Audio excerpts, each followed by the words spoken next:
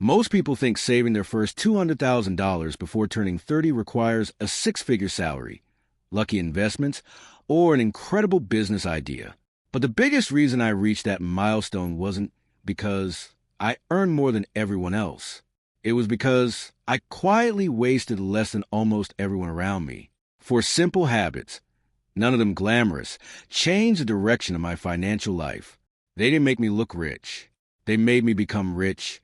And today, this is Money Explained. Money has always played a psychological game with us. Society teaches us to admire expensive lifestyles, yet history shows that many wealthy people built their fortunes long before anyone knew their names. They lived below their means, while everyone else was trying to look successful. That's because every dollar has two possible futures. It can buy something that loses value tomorrow, or it can become an investment that quietly grows for years. If you're fascinated by how money, power, and global economics really shape our world, subscribe to Money Explained, like this video, and share it with someone who enjoys learning how the world truly works. Now, let's continue. The first habit was separating needs from emotional spending. Companies spend billions convincing us that buying something will solve an emotional problem. Feeling stressed? Shop. Feeling bored? Upgrade. Feeling left behind? Buy the latest trend.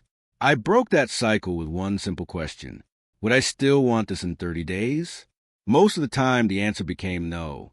That small pause saved thousands of dollars. More importantly, those dollars didn't just stay in my account. They went into investments. Every purchase I avoided became another asset working for my future. But here's what nobody expected. As my income increased, my lifestyle barely changed. This is where many people lose the wealth they're trying to build. Every raise becomes a bigger apartment, a newer phone, or a more expensive car. Before they realize it, they're earning more, but saving exactly the same. I chose a different path.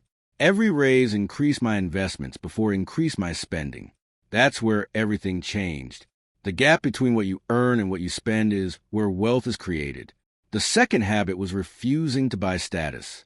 Humans naturally compare themselves to others. That's why luxury brands exist. They aren't just selling products. They're selling the feeling of looking successful. The problem is that feeling never lasts. Psychologists call it hedonic adaptation.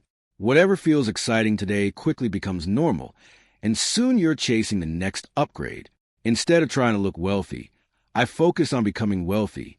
While others were financing expensive lifestyles, my investments were quietly compounding in the background.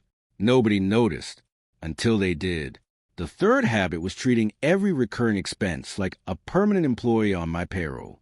Subscriptions, premium memberships, apps I barely used. Each one seemed too small to matter, but together, they quietly drained thousands of dollars every year. Every few months, I asked one question. If I had to pay for this again today, would I? If the answer was no, I canceled it. Those small monthly savings became monthly investments instead. Over time, compound growth turned tiny decisions into surprisingly large results. Then came the fourth habit, the one that changed my entire mindset. I stopped asking, can I afford this? Instead, I asked, what is this costing my future? Those questions sound almost identical. They're not.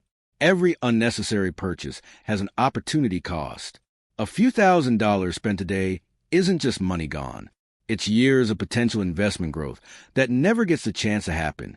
That's the hidden cost most people never calculate. But here's the real twist. None of these habits felt life-changing while I was doing them.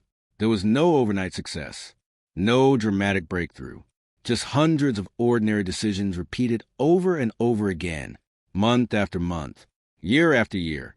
While everyone searched for the perfect investment, these small habits quietly built financial freedom beneath the surface. That's what most people misunderstand about wealth. The biggest difference isn't usually income, it's behavior. In a world built to encourage constant spending, frugality isn't about deprivation. It's about giving your future self more choices. The first $200,000 wasn't created by one brilliant decision. It was created by thousands of small ones. Because real wealth isn't measured by what people see today. It's measured by the freedom your quiet decisions create tomorrow. Thanks for watching Money Explained. Don't forget to subscribe, and I'll see you in the next video.